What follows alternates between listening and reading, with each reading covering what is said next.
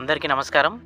December 6 ఈరోజు అంబేద్కర్ గారు వర్ధంతి చెందినటువంటి దినోత్సవం. 1956 డిసెంబర్ 6 తారీఖున భారత రాజ్యాంగ రూపకర్త అయినటువంటి ఆర్కిటెక్ట్ ఆఫ్ ఇండియన్ కాన్స్టిట్యూషన్ అయినటువంటి అంబేద్కర్ గారు పరమపదించారు. ఇది ఎందుకు ఈరోజు చెప్పవలసి వస్తుంది అంటే, భారత రాజ్యాంగంలో స్పెసిఫిక్గా ఏం పేర్కొన్నారు అంటే, అసలు ప్రభుత్వం అంటే మూడంచెల వ్యవస్థ ఉండాలి. కేంద్ర ప్రభుత్వం, రాష్ట్ర ప్రభుత్వం, స్థానిక ప్రభుత్వం. అసలు మనందరికీ తెలియని విషయం ఏంటిదంటే, స్థానిక ప్రభుత్వాలు పటిష్టంగా ఉంటేనే రాష్ట్ర ప్రభుత్వాలు, తద్వారా కేంద్ర ప్రభుత్వం పటిష్టంగా ఉంటుంది.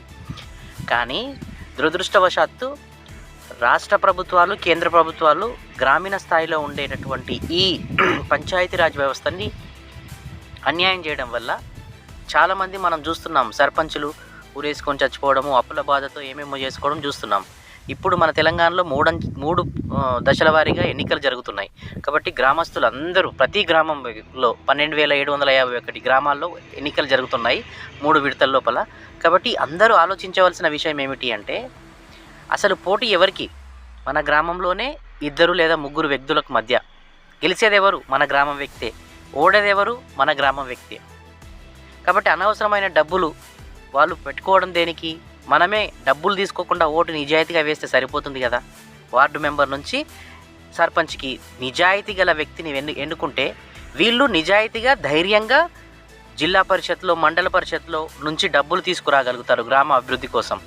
అండ్ ఎప్పుడైనా గుర్తించండి, ఒక దేశానికి ప్రధానమంత్రి అయినా కూడా, మన దేశానికి ప్రధానమంత్రి నరేంద్ర మోడీ అయినా కూడా, ఏదైనా ఒక గ్రామంలో పెద్ద మీటింగ్ అయితే ఉంటే, ఆ మీటింగ్లో మీరు ఒకసారి చూడండి, శిలాఫలకం మీద ఎవరి పేరు మొదటిగా ఉంటుంది? గ్రామ పంచాయతీ వ్యక్తి యొక్క, సర్పంచ్ యొక్క పేరే మొదటిగా ఉంటుందన్నమాట. అంటే ప్రోటోకాల్లో సర్పంచ్కి ఇచ్చిన వాల్యూ తర్వాతనే ప్రధానమంత్రికి ఇస్తారు. ఈవెన్ సీఎం వచ్చినప్పటికి కూడా గ్రామ పంచాయతీ సర్పంచ్కే మొదటి వాల్యూ ఉంటుంది. That is called protocol. అంటే ఒక దేశ ప్రధానమంత్రి కంటే, ఒక రాష్ట్ర ముఖ్యమంత్రి కంటే, ఒక రాష్ట్రానికి ప్రథమ పౌరుడే ఆ రాష్ట్రానికి అన్నీ. కాబట్టి అట్లాంటి వ్యక్తిని, నిజాయితీ గల వ్యక్తిని, ధైర్యం గల వ్యక్తిని, ప్రభుత్వంతో కొట్లాడే వ్యక్తిని, పనులు తెప్పించే వ్యక్తిని ఎన్నుకోవడానికి అందరం ప్రయత్నం చేయాలి, పార్టీలకు అతీతంగా. అసలు అందుకే గ్రామాల లోపల పార్టీ పరంగా ఓట్లు కాకుండా సాధారణంగా వాళ్ళకి సింబల్స్ ఇవ్వడం జరుగుతుంది ఎలక్షన్ కమిషన్ కూడా. కాబట్టి ప్రతి గ్రామస్తుడు కూడా ఈ విషయాన్ని క్షుణ్ణంగా ఆలోచించి, చదువుకున్న వాళ్ళు, చదువుకోనని వాళ్ళు కాదు, నిజంగా అక్షరాభ్యాసం రాని వాళ్ళే నిజాయితీగా ఓటేస్తున్నారు. చదువుకున్నటువంటి కొంతమంది మూర్ఖులు మాత్రమే కొంతమంది పార్టీల వెనకాల తిరిగి ఎవరో ఎక్కడో కూర్చొని పార్టీ టికెట్ ఇచ్చుడిందండి మన గ్రామం లోపల మనమే